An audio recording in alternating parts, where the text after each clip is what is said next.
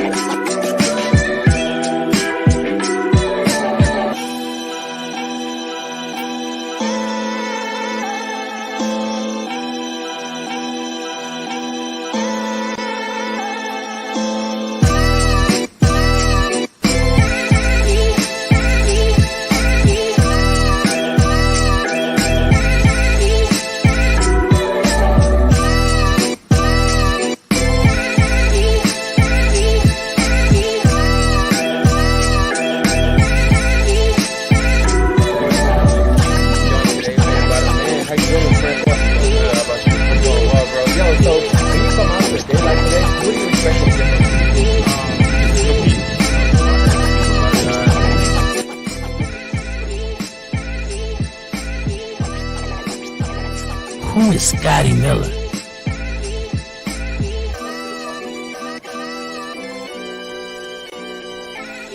I literally have never heard of Scotty Miller.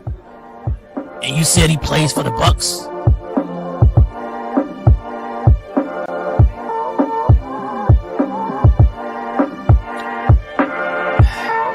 I 100% have no idea who he is.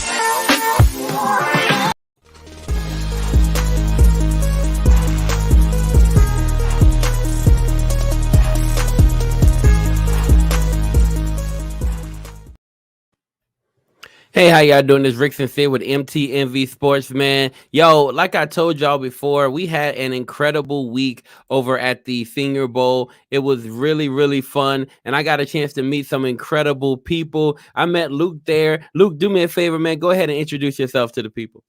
Well, hey, great to be with you today, first off. But for me, in terms of overall, I am a ESPN Plus commentator over at Mercer University in Macon, Georgia, so a little south of Atlanta. And that's kind of one of my main things I do. I've got a broadcast background, but I also own a media company called Winstel Media, and that's where I met you. I've got the Luke Winstel Show, where I cover recruiting, I cover the NFL draft, and everywhere in between, college football, the way in, the way out with recruiting and the draft. It's a lot of fun, so I love being a part of it, and great to meet you this past week.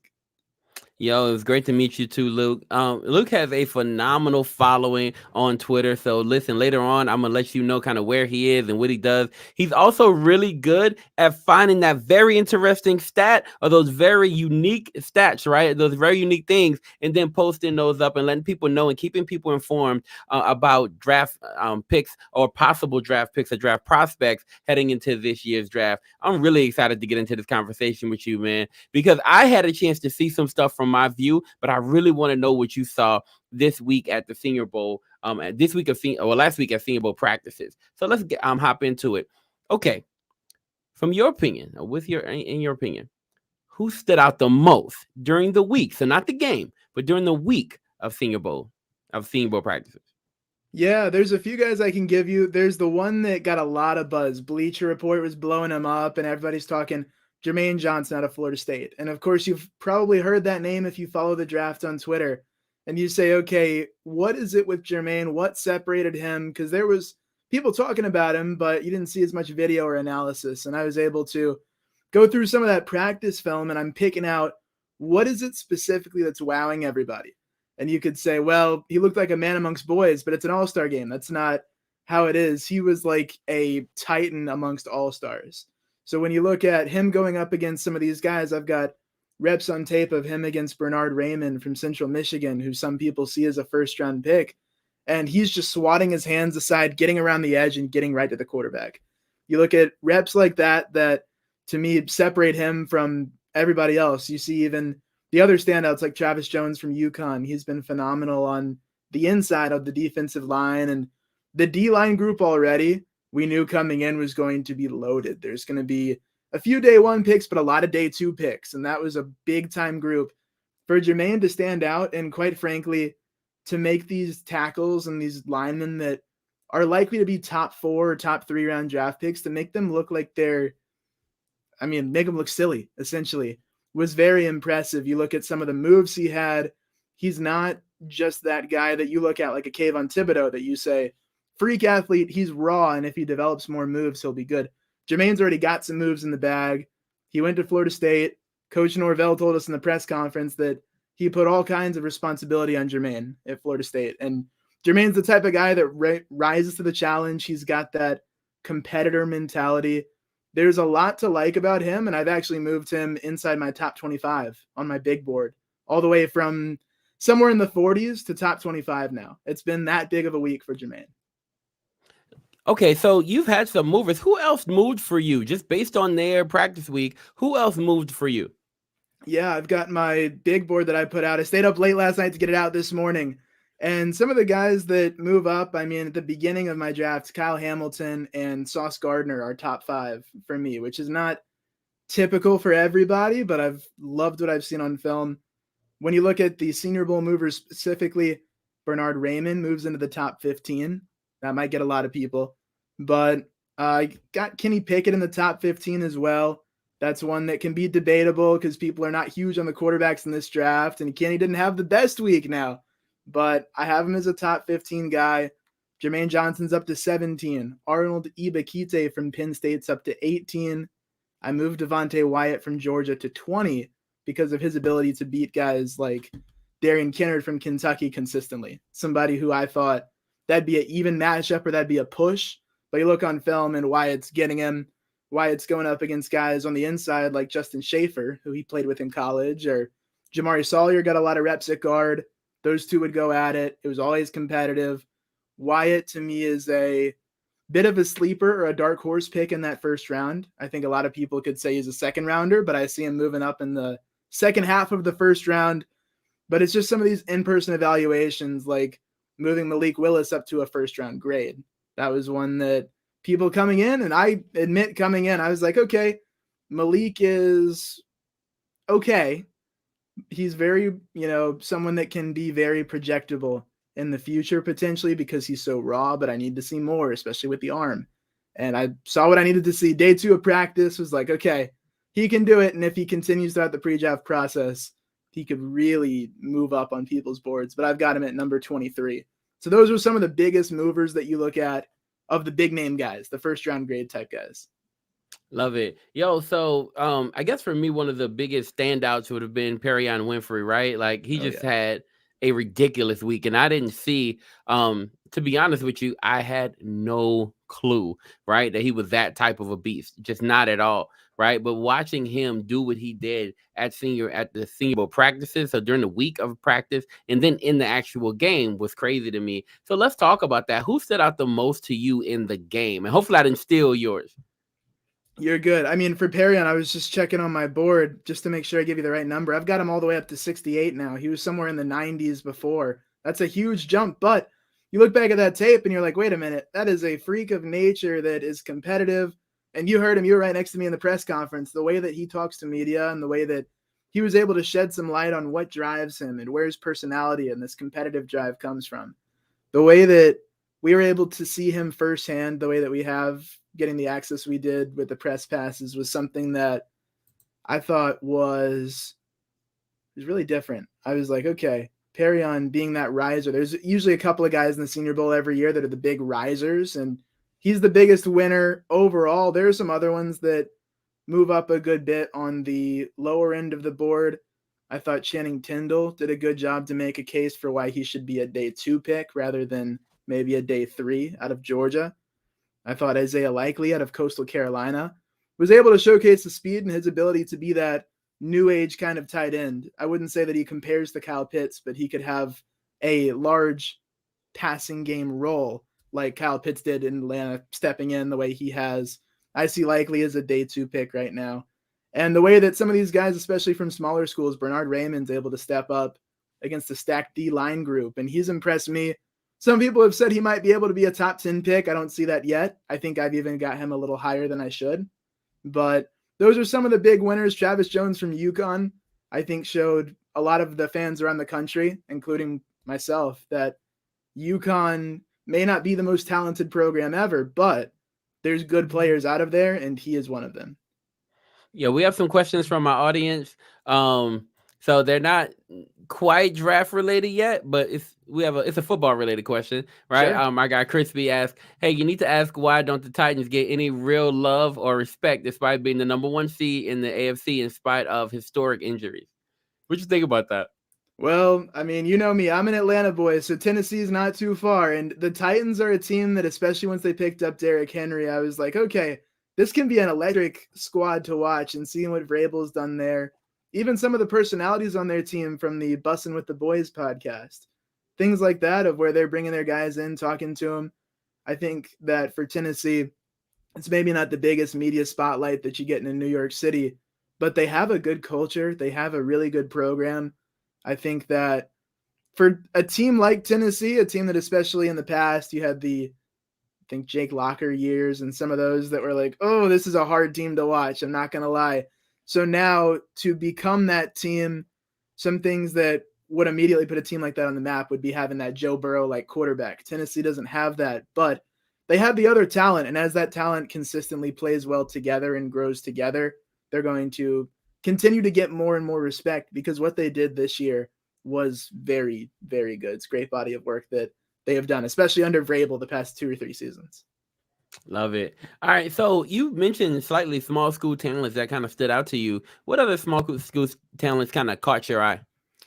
Well, this one is a big surprise to me, and I reflected that in my board. Christian Watson out of NDSU, North Dakota State. I was like, okay, I'm looking through the roster and the pregame warm-ups on day 1 of practice, and I'm looking through receivers. There's a few big names, and there's some guys that I'm excited to watch, and Dotson from Penn State was supposed to be there, and then when he elected not to practice or do very much on the field, I was like, okay, there's going to be an opportunity for somebody in this wideout group to step up. And some people that I talked to were saying, okay, watch the kid out of Memphis, Calvin Austin. He could be a really good player. I like Calvin. He's very talented, but I think that, and the players reflected this as well with their voting after, Calvin was good. Christian Watson out of NDSU is great. What he was able to do in that week, showing the athleticism, but also coming from a small school, not being shy to step up and show off every bit of his game. He clearly had something to prove. A lot of these guys did, but Watson was one of the ones who executed. He was going up against guys like Kobe Bryant out of Cincinnati, and he was making catches. He was getting separation. He was going up against the guys that were in the college football playoff and the New Year's 6 bowl games and SEC defensive backs, and he was showing them up. He caught a couple of eyes on day 1, and I think I made a tweet about this. He had this dynamic sideline catch, and he was able to get the 2 feet down, NFL, the whole deal, NFL catch. And I was like, oh, okay. And you hear the fans, everybody we're sitting with is like, whoa. And I'm like, yeah, that wasn't just me that saw that. Like, everyone saw that. And then on the other side of the field, he lines up, makes a break the other direction, out route towards the sideline, makes another grab, pulls it in, and he's able to 1, 2, 3, chop the feet in, boom. Great catch, first down type of play if that was a real game environment instead of a drill. And he's getting off these defensive backs. And you say, okay, that's good. He can make the catches and be that possession guy. And I noticed that first. He's got the body and the strength for it. But then going downfield, the way that he was able to hit those routes and get those corner routes where he's getting 3 or 4 yards of separation at times against these all-star defensive backs, he actually overran a ball almost. It was really an underthrown ball from Kenny Pickett on game day, Saturday. And he had to come back and get it because he was so far ahead of it in his route.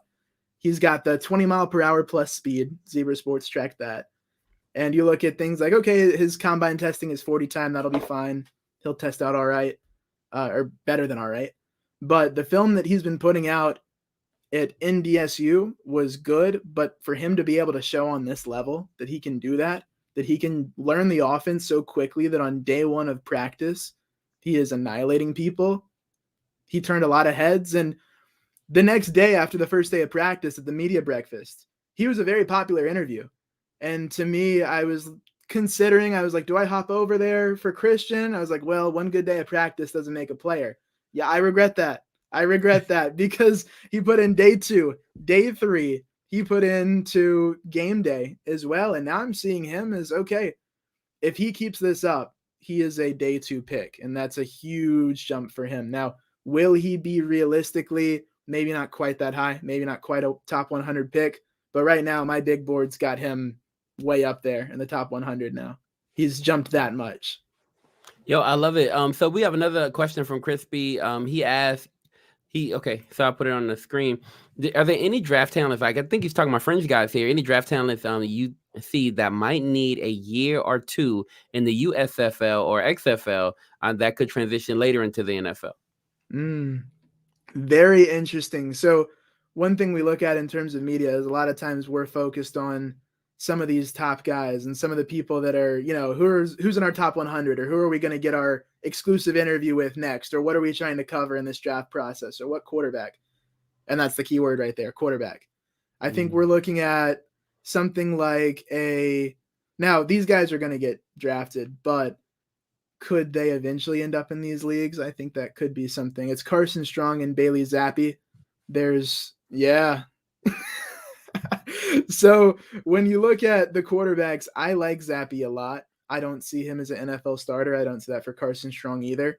I think that if they can establish themselves as NFL backups, they'll have fantastic careers and make plenty of money.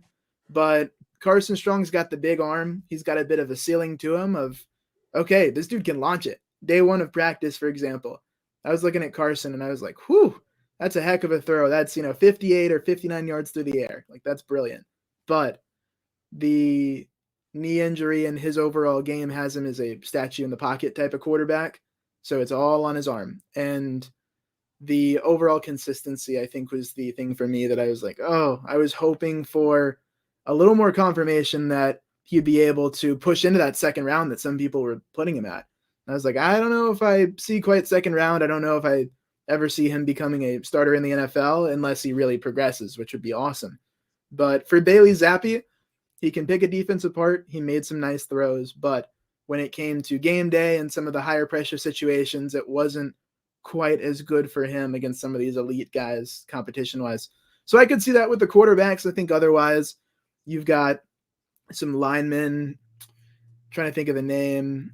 There's some guys that will get drafted that I think, even guys like Velus Jones Jr., who I'm higher on than most people, he might be a guy that gets drafted lower than he should and maybe bounces around a little bit. Things like that I could see guys where they can get drafted or come into the league, but maybe they'll spend some time in those two.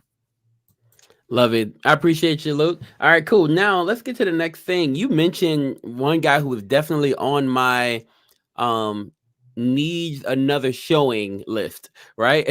So let's dive into that. You mentioned Carson Strong, and he was my guy who was like, he's gonna need another day, right, to prove that he's worth a selection in an NFL draft. Who do you believe, in your opinion, who will need to use the combine to improve their stock after either a slow or not so great showing at the Senior Bowl? Okay.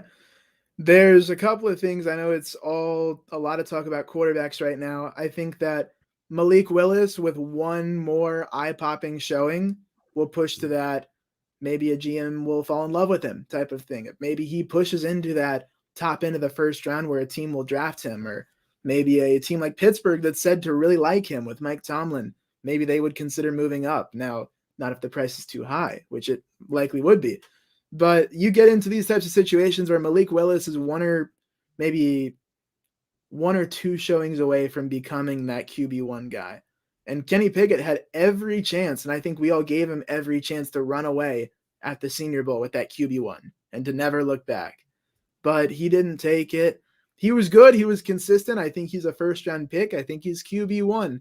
But did he meet the expectations of somebody that we could say ran away with QB1? No, I don't think he did. Day 2 for him in bad weather, the longest throw he made through the air was 34 yards. He was not slinging it around. The spin rate for him was down on day 2, but then he came back on day 3. And I was like, that's the Kenny Pickett that we watched at Pitt for the past 13 games. And he was throwing dots. And the thing that was interesting is some of these things he makes look very easy, especially to people like me that are like, oh yeah, that was great. That was cool. But then you look at the other quarterbacks try to do it, and it's like, they're not nearly where Kenny is on these types of throws, end zone throws, back corner, some touch passes. He was even beating some of the high RPM guys like Sam Howell on some of his throws. And it was like, okay, That was Kenny. And after that day 3, I was like, okay, he was solid on day 1, rough day 2 in the bad weather, but went indoors for day 3 and he was fantastic. So that's my evaluation on Kenny. I think that he has a chance every time he goes out to show out the way Zach Wilson did at his pro day, of have that 1 or 2 viral throws and all of a sudden people are loving you like crazy instead of just liking you and saying you're pretty good. So Kenny's 1 away. Malik is 1, maybe 2 away from jumping Kenny because of the upside. Malik Willis has the upside of I don't think a Lamar Jackson comp is the most accurate thing in the world, but in terms of the draft stock of maybe bottom of the first round, we know he can run, but can he throw well enough? And if he's able to pull that all together, then he could potentially be that guy that is blowing up on social media as the next big thing at quarterback. And I think a lot of people would love that and love his story and his personality. But those are 2, I would say. It's all about the quarterbacks a good bit right now. I love it. Who do you think will shine the most at the NFL Combine? Like somebody who you believe, based on either the athleticism or based on, something that you saw, who do you think will go to the NFL Combine and just kind of blow it up? It's always interesting when you look at these things in terms of blowing up. I look at the 40. I've talked to a 2012 first-round pick at the bottom end of the first round, AJ Jenkins. I had an interview with him, and he ended up not having an NFL career that he hoped for, but he jumped from a 3rd-round projection to a 1st round after he ran the 40-yard dash. He ran like a 4.3, I think it was, a 4.3. And there's always going to be the overreactions or the falling in love with the different speedy players, and I would love to see Jameson Williams run that 40.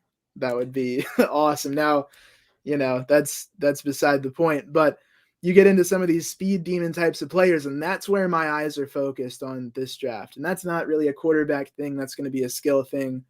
There's going to be a couple at the combine that I think could be impressive, and it's based off of what we saw in the Senior Bowl. One of them, and for a lot of people, it might even be the first time they hear this name, but Bo Melton out of Rutgers. He was topping out at 20 miles per hour at the Senior Bowl, and he was able to hit that multiple times throughout the week. And he was one of the fastest guys in the Senior Bowl game, 2nd fastest offensive player behind Dameon Pierce out of Florida, who was able to hit over 20 miles per hour in the game as a ball carrier. And a lot of Florida fans, they're getting riled up. I think you saw my tweet about this of, most underutilized player in the SEC. And I was just liking the comments like, you're right. That's true.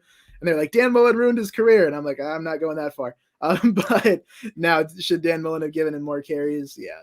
And Dameon is somebody that I will admit coming in, I've got some bias towards, because in high school, I got to the team that I was covering when I was a high schooler. We played against Dameon, and the team that I was covering was up 2 scores late in the game. Dameon Pierce runs for 2 touchdowns, finishes the game off, and he defeats it. So that's when I knew, I was 15 years old, and I knew Dameon Pierce was going to be in the NFL one day.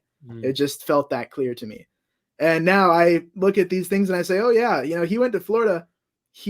Every once in a while I check in on his stats because I just wanted to see, because of the history that we had of me seeing him in high school. I was like, okay, how's he doing? And the stats were never what I expected. They were never eye-popping enough. He only got 100 carries in the last season. So he's one of the sleepers that all of a sudden, it's not just been me tweeting about him. I've got the confirmation of the NFL Network, and all these different people across the country are saying the same things that I was seeing as well. And it's getting to be the type of thing where Dameon Pierce may not run a 4.2 or a 4.3 40, but could he be a 4.4 guy and have that speed that's topping out at the miles per hour? All of the advanced stats I'm referring to were sent to the NFL teams. They all have, looked through them. So they'll see the game speed and they'll see the 40 speed. And Dameon all of a sudden becomes a potentially RB3 for some people. And I think a lot of times coming in to the Senior Bowl, he was not even a top 5, but could he be an RB3? I think so. Could he be number 4 or 5? Surely, as far as I'm concerned. And that combine, whether it's his 40 time or his overall performance, will continue, if I had to predict, to make him money. I love it. All right, Joe. So now for what everybody comes to these things for, right? Let's hop into our mock draft, or actually your mock draft, right? So we're gonna get your mock draft, sir. We're gonna start you at the top. And I know you may I don't know what you're going to say. I don't know exactly where you'll go. So I'm just going to put the picture on the screen, right? With the first pick in the draft, the Jacksonville Jaguars, right, are on the clock. And with them on the clock, hold on, give me a second. Give me a second. I want to kind of clear the way right quick. All right, cool. With them on the clock, where do you see them going? Well, this is an interesting one because Jacksonville has got their quarterback, and not that there would be a quarterback you take number 1 overall in this draft anyways, but you got to look down the line at what do you need as a team. Some people are saying an offensive lineman, some people are saying an edge rusher. To me, the defensive line group in this draft is loaded, and that's one thing to keep an eye on. So some people are saying Evan Neal, offensive tackle. I am saying Kayvon Thibodeau. And that's not the most popular selection, but he's raw. He's somebody that if you coach him up, you're looking at that defensive player of the year in the NFL potential. You're seeing a guy that I've talked to some of his trainers that he's worked with in college, and they say that the ability he has, you see him flash something in a drill or in a game, and you say, wait a minute, that's not normal. People can't do that. That's not like a normal thing. And it's like, wait, he's got to be from outer space or something. And yeah, the Jaguars definitely they've got to get their front office together for sure. But Oregon edge Kayvon Thibodeau, he's somebody that with good coaching, and I know that is a big if, you could say, but with good coaching, Kayvon Thibodeau becomes a NFL Defensive Player of the Year. He's somebody that you have, imagine this marketing campaign, right? You've got a poster with Trevor Lawrence and Kayvon Thibodeau and maybe Travis Etienne or something like that, if he's able to come through. And all of a sudden you've got this marketable young team, these college football stars, all from big schools. And they could be somebody that a lot of people would love to cheer for, picking Kayvon, having him come in. And there almost is no ceiling for Kayvon. It's all the way up there. So that's why I say you take best player available, best projectability, Kayvon's an NFL edge. I love it. All right, here we go. The Lions with the second pick. Where'd it go? Well, for Detroit, this is where you look at my big board, and this is where I have to stray away from just picking best player available.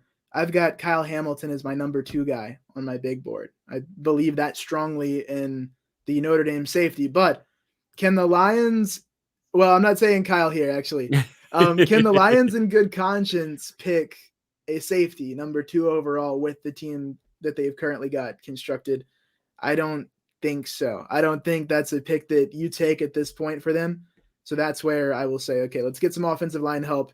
Evan Neal, Alabama tackle, is the pick for me here. Wow. Okay. All right. Cool. So I can any thought of them, possibly dropping down from here, right? To take a shot at a quarterback? I think that for the Lions, I could see them trading out of 2 for sure. And there's different things that play into that. Is someone trying to move up for a Aiden Hutchinson type, or do they fall in love with the offensive tackle and want their OT1 off the board? The Lions pick could be up for grabs. Could you trade down and go for a quarterback? Yeah, I think you could. If they like Kenny Pickett, then I think so. If you like Malik Willis, you probably could as well. You could move down maybe towards the bottom end of the top 10 or somewhere between 8 and 12.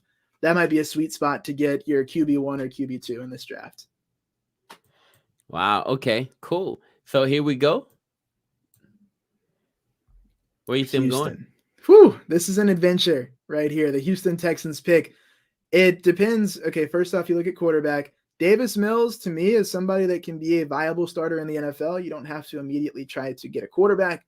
You've got a whole team to build, and goodness, they've got a lot of spots to fill. I think that for Houston, you can afford to go best player available here, and I think that Houston can go with, and this is high, but a Kyle Hamilton pick at safety to the Texans. Wow. So he's a generational type of player. People say that there is no generational guy in this draft, or where is that guy? And I say Kyle Hamilton, and if the Texans go for it, then they've got it. In your opinion, what makes him such a generational player? It's the range on the field, the coverage, the instincts are something that most people don't have. I think almost no one has at the collegiate level. His ability, when you look on film at the way he's reading plays. Yeah, someone that can negotiate a trade for Deshaun. Yeah, they might need one of those too. That would be a good pick. But you look at Kyle Hamilton, it's the way that he reads plays. He's next level in terms of his communication. You can see him as a leader on that Texans defense and somebody that can be, you see how much Tyrann Mathieu, the Honey Badger, has changed defenses even in Houston being a part of it. Kyle Hamilton's ceiling is higher than Tyrann Mathieu, in my opinion. Really? Or as high, I should say. That's a big ceiling, but as high or higher potentially. I know it's a lot to say, but you look over that tape and I'm one of those guys that's fallen in love with Kyle Hamilton with this draft class. Love it. All right, cool. Let's move to the fourth pick. The New York Jets. Where you see them going? Jets. Goodness. Well, they've been down and they got a lot in the Senior Bowl. They got to see all kinds of different guys, and I think that they will probably not take anybody that we saw at the Senior Bowl in the first round. I think that type of coaching stuff comes into play later on. And for the Jets, I'm looking at a player like, it's a tough one, but I think even a Derek Stingley Jr. could be a really good pick at corner. So I would punch that one in from LSU.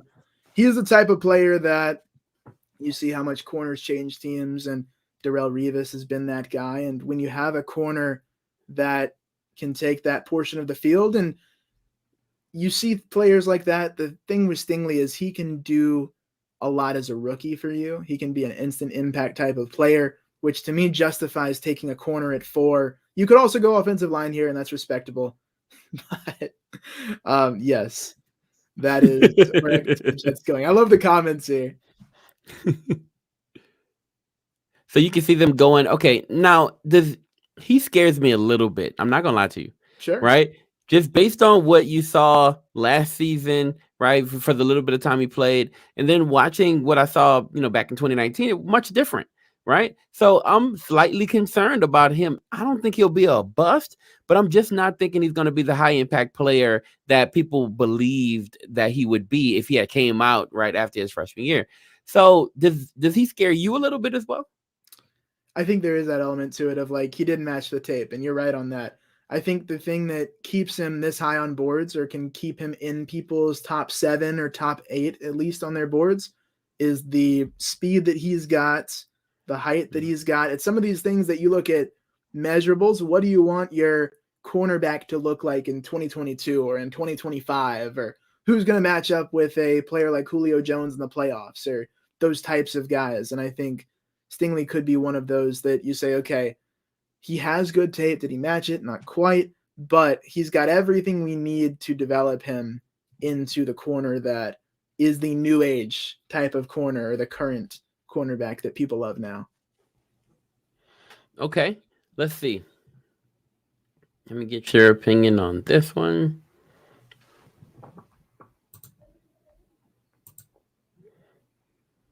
Giants. Well, let's go offensive line. Let's make it simple. I have let Evan Neal from Alabama slide too far already for a lot of people, and I understand that.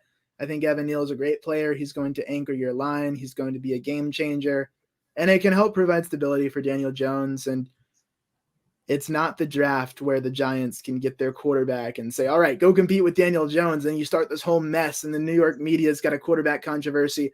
Not that type of year. Let's put some pieces around Daniel. Let's see what he's got. And then with your new leadership there in New York, eventually you'll come to a point maybe after the season when you're looking at next year's draft with better quarterbacks of, do we go for it with Daniel? Do we keep him? Do we try to extend him? Or do we move on? So give him another weapon. Try to punch in a guy like Neal that can hop in, big athletic guy that can get you in your lineup as a rookie and try to do a lot for you. Did we go with Neal for the Giants? I mean, not the Giants. I'm sorry, with the Lions. Oh, let's see.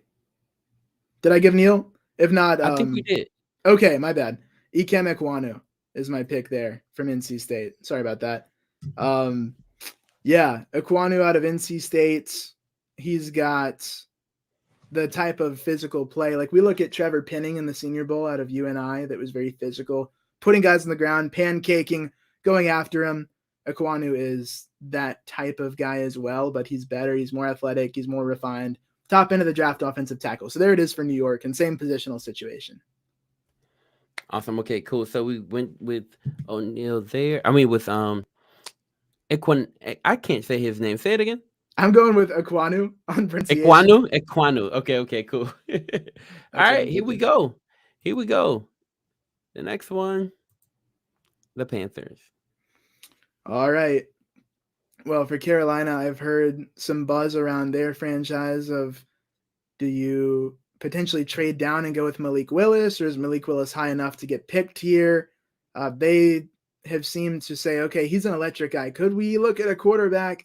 And I'm going to say probably not. This is another team where you've got quarterbacks on your roster. They're not great. You might not be a super dynamic, super far in the playoff team, but you've got to build right now. You need some more pieces on your offensive line.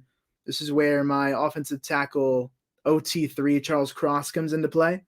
And I go with him at number 6 to Carolina, coming out of Mississippi State. Yep.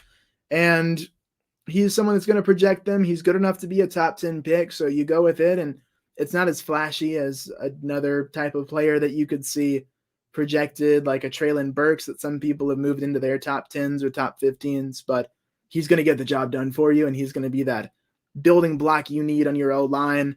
He's been nasty against SEC competition, and you take the pick and you move on if you're Carolina, and you just keep trying to build in this draft. If you're them, what do you think to do at quarterback now? Right? Are you sticking with Sam Darnold? What's the move here for Carolina in your opinion?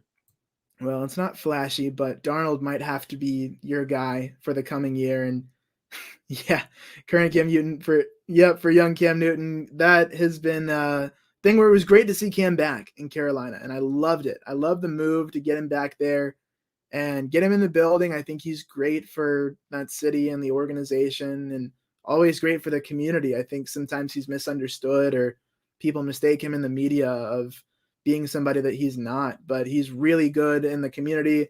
Malik Willis, actually, and this is part of the Panthers tie, Malik Willis grew up about 15 minutes away from where Cam played coming up. And Malik also, if I remember correctly, played 7-on-7 or was coached in some capacity by Cam Newton through Cam's outreach work. And Malik's always had a lot to say about Cam, a lot of good things to say, and a lot of the stuff of like, okay, he can do it and I can do it too. And that was kind of one of the big takeaways from Cam, is Cam taught him how to work, and Cam taught Malik what it looks like to be a professional, even when he was in high school or earlier in college.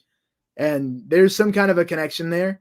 And I know Panthers fans will, as they see stories about the Cam Newton Malik Willis connection, might be kind of interested or curious in that. But I think it's got to be Sam Darnold, unless you can swing some kind of a trade or something creative. But that's really how I'm seeing it right now. I don't, unless you love Kenny Pickett or Malik Willis, and I don't think this is the spot to love them right now. Wow. Okay. All right, here we go. So New York Giants are back on the clock, right? They get this pick by way of Chicago. Last year they went 6-11 or so, right? Yeah, in that area. Yep. Just not a great year. Even Crispy said, I don't even have any jokes, for the Giants, man. It's just depressing. And they could be that. I mean, they were depressing last year, but remember, the draft is a time for hope and the time for joy and the time for unwielding, I don't know, good feelings or good vibes. If that's the case, then already you've given them one player. Who do you see them going with their second pick? And this is going to be a pick where Giants fans can be happy, and they can potentially turn their draft grade into at least an A if they're able to pull this off. But Aiden Hutchinson, he's still on the board as far as, you've got on my board, and some people have Aiden as the number 1 pick or a top 3 pick. I look back at that college football playoff film and I say, oh, maybe not quite that high. I don't see him as good as Kayvon, and that might be a little controversial as well. But what's different is Kayvon, to me, has a higher ceiling than Aiden Hutchinson. And Aiden's a very good player. He is a top 10 pick, no doubt, top of this draft. People are going to really enjoy watching him play like they did at Michigan. But for New York to get him here could be a steal of the top 10 as far as I see things. And Hutchinson to New York, bolstering that defense. You can never have enough pass rush. And you add here for New York, you add onto your O-line, you add onto your D-line. And to me, that is a very good build for a team that could really threaten next year if they're able to put some things together. They might be able to surprise people. Yo, if they skip him with the 5th pick and are able to pick him with the 7th pick, that'll be crazy to me. That'd be insane. Yeah. Yeah, that'll be crazy to me. The fact that he's fallen so far in this mock, I understand, so everybody's not in love with him after what happened in the playoffs, but there was a bit of a focus on him, right, in the playoffs to make sure that he didn't destroy their chances of winning. So I completely understand that. Cool. So we get Aiden off the board. Cool. We're at the 8th pick now with, you say you're an Atlanta guy. These are Atlanta Falcons. Where you see them going? This is really a tough spot for the Falcons because you can reach on some guys and just take your pick and reach a little bit and go, or you can try to take a little bit of a look around. You say, okay, the offensive line is not really very set right now. Matt Ryan got hit a ton last year. To me, I know a lot of fans in Atlanta are looking for a quarterback, not this draft. But if you ask me, and I've said that multiple times now. So I'm looking through the boards, and you could say I've got Devin Lloyd, a Utah line. This is not my pick, but Devin Lloyd, the Utah linebacker, is in contention. You've got players like Nakobe Dean, who fans in the area out of Georgia would be like, oh, man, we could get Nakobe. I'm not sure this is the linebacker spot you're looking for here for the Falcons. I think you go with George Karlaftis out of Purdue, the edge player. And the Falcons have desperately needed pass rush for a good bit of my life, to be honest. And they had John Abraham back in the early 2010s, but Karlaftis out of Purdue, the edge player, can bolster the pass rush. He is the best edge player or best rusher available on the board right now. And I think that is going to be your guy unless you want to go with one of those 2 linebackers, or some people would say a wide receiver like Garrett Wilson or Traylon Burks. But to me, this is not the spot for that when you've got that gaping hole and you need some young players on the defensive side that are not costing you a ton of money, like your types of players like Grady Jarrett or Deion Jones that have the huge contracts on defense. And you bring in a younger guy, you can build around someone like that. And that can help you go from one of the 3 worst pass rushing teams in the league to getting towards something better. Wow. Okay. Cool. Here we go. Yo, look at Crispy here.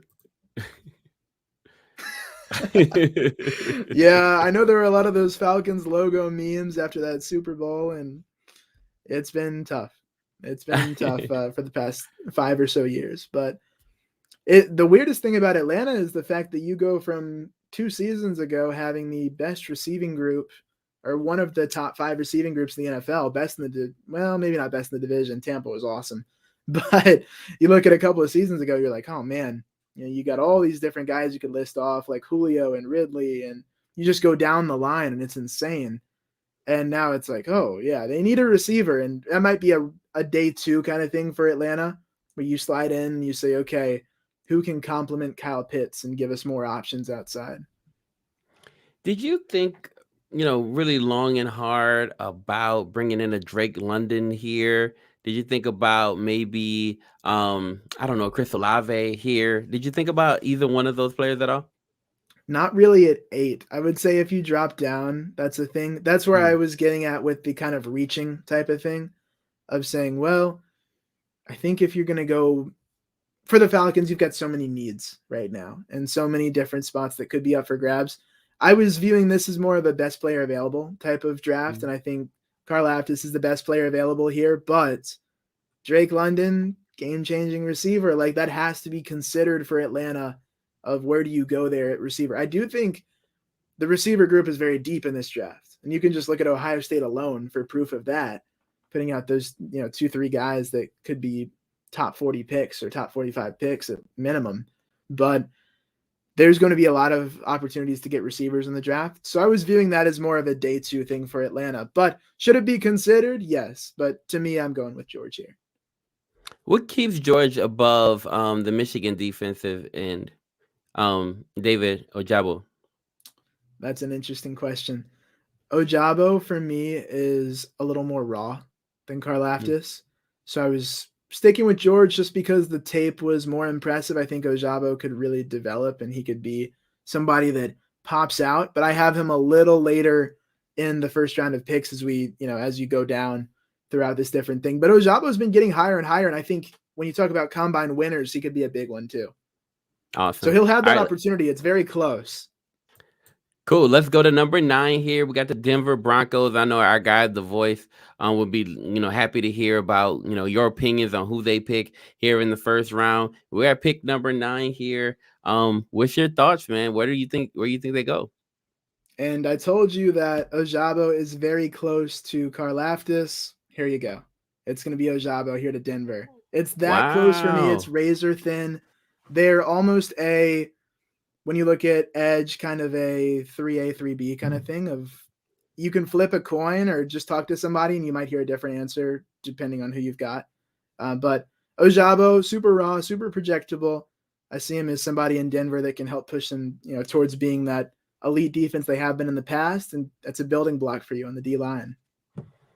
Look, I'm questioning. Well, I want to know something, right? For Atlanta, did you think about Sauce Gardner at all?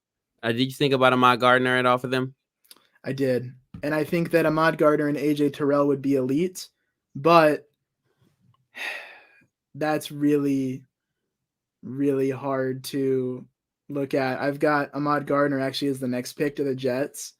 And I think the thing that had Karlaftis ahead of Gardner for me was the overall, I'm trying to figure out how to say it. I would say that the positional needed edge and corner are two different things for Atlanta.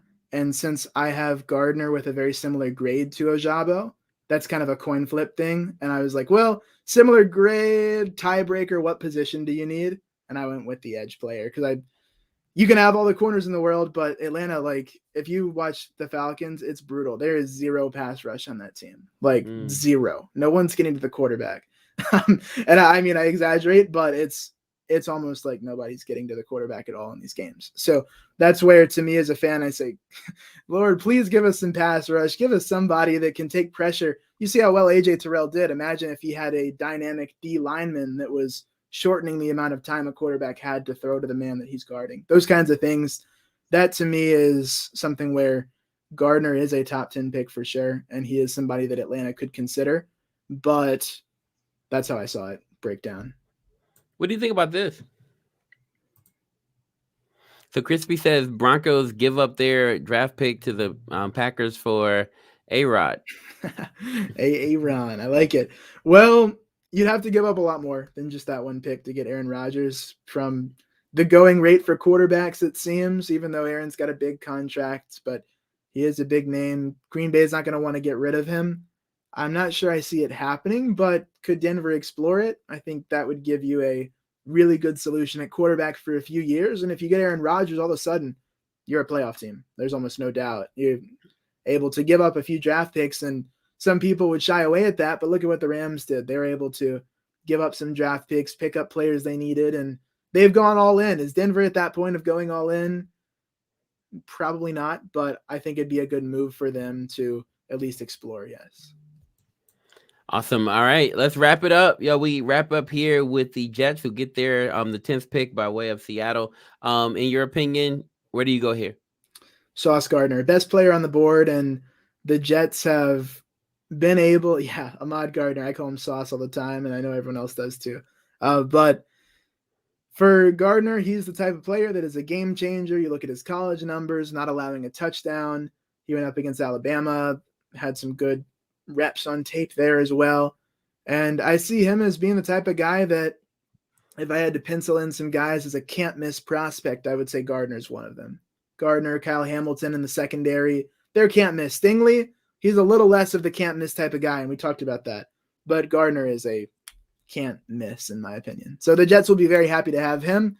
They'll pick him. If they pick him in the first round, like I'm saying they might in this mock, then their fans should be glad. They should be grading out an A or a B, and they'll move on from there. And that can be a good spot for Coach Saleh, who I grew to really like over the past week, to be able to get to the point where his team's pushing for playoffs and he can keep his job and get the extensions and bring New York back to where they should be. I like that you said so that he can keep his job. Well, I mean, the Jets are not too shy to fire a coach. So they are not. They so are that's not. why I say that. Man, look, you've done such an awesome job with us today. We truly appreciate you, man. Going through those top 10 picks, you did a great job. Even answering some of the questions. Answering all the questions. Thank you very much. Somebody's watching this, man, and they want to know where they can follow you, where they can find you.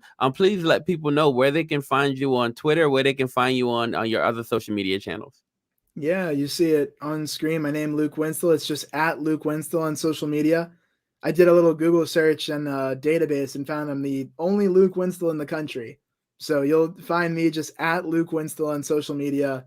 And on the internet, you can type in Winstel Media and you'll have every Senior Bowl interview, press conference, media availability that I could possibly get to and record. It's all up there. It's over 25 interviews, press conferences, and media availabilities with the top prospects from Kenny Pickett and most of the quarterbacks to Jermaine Johnson, who we mentioned at the top of the show, and everybody else in between. So winstelmedia.com, you're a destination for, we've got recruiting, we've got NFL drafts, and everywhere in between. Man, we appreciate you. And hey, look, if you're out there, Luke will join us again, hopefully, for this year's NFL mock draft. We do it every year. This year we're coming up on our third year doing the draft. And so Luke should be there for that. Can't wait to get your input on that, especially when the board is going to be moving around so dynamically, right? Yeah. In this case, you got a chance to control the board. In that particular case, you won't. Right. Yep. And you'll never know what's going to happen, especially with some of the people who's going to be there. Right. You never know what's going to happen. All right, cool. So we got one more question from this is a question from Crispy. Here you go. So which draft pick do you see being the biggest factor for their conference for dodgeball at the Pro Bowl? Okay. We're looking at the class of 2022 for future Pro Bowls, I'm assuming here. Yeah. Okay. Biggest Who got factor? the loose hips? That's a great question. The Pro Bowl dodgeball was something I was like, you know what? They might be able to work with that, and that could be kind of cool. I'm looking through, if we were to just look through our top 10, I would say Kyle Hamilton of the guys we talked about in the top 10. I think he could be a huge factor, and I say that because he's a multi-sport athlete in high school. Like, he was dunking the ball like crazy. I've watched him play in high school as well. And he's got this balance and athleticism to where if you throw a ball at him, you're probably not going to hit him. You could probably just jump over it. I mean, he is that type of an athlete that he'd be able to avoid that. But being a multi-sport guy, he's got all kinds of sports under his belt. I'm sure he could throw a good ball. So I'll pick Kyle. I love it. Man, Luke, you're amazing, bro. I told you this in person. I tell you this in front of my listening audience. Luke is amazing, man. Y'all go follow him, show him some love, give him some support. We are a praying podcast here, man. So a lot of people here, somebody's here that were watching you or paying attention to what you're doing, and they want to pray for you, man. They want to say, okay, you know what? I like this young man. Let's keep him going. If somebody is praying for you, what can they pray for? Well, I appreciate that. I would say, for my family, first off, my grandma's getting up there in her 90s and she's still got good health. So prayers of thanksgiving for that. Prayers of thanksgiving for the support I've gotten from my family. But also for me, just I think one of the biggest things is continuing to figure out in terms of media, like where's the spot for me? Where do I belong? I'm doing everything right now and just trying to find that niche or that spot I think is kind of next up for me in terms of the career, in terms of life going forward. And just really the prayers for guidance from the Lord to continue to get to where he's calling me to be or positions that I should be in. Yo, well, you got somebody praying for you right now, man. Crispy loves what you've been doing for the show. He appreciates you, and he's definitely sending those prayers up, and we'll be doing the same, man. Honestly, bro, with your coverage of the draft and the way you cover it and how, in depth you go, I love that. right? That seems great. Thank you. Crispy always wants to send out the competitive eating as an untapped. He always look. It's so funny. You can cover that, Crispy. I want you on the show. I want you covering that. Anyway, that's my guy, man. Yo, so thank you so much. We appreciate you for all that you've done. So look, y'all go out and support him. And look, there's going to be more. There's going to be more from Luke coming up soon. All right. For Crispy, for everybody who's watching, we thank you. We appreciate you. We love you, and we will be here later on today. Right? If you follow us later on today, I want to say, well, later on tonight, 9:00, we will be back with a live, and we'll talk about the Senior Bowl. We'll recap what I saw at the Senior Bowl, and we'll also dive into so many hot topics that are swirling around the world of sports and kind of preview the Super Bowl a little bit. So subscribe now and then join us later on to give us all your cool comments. All right. We love you. God bless you. We out.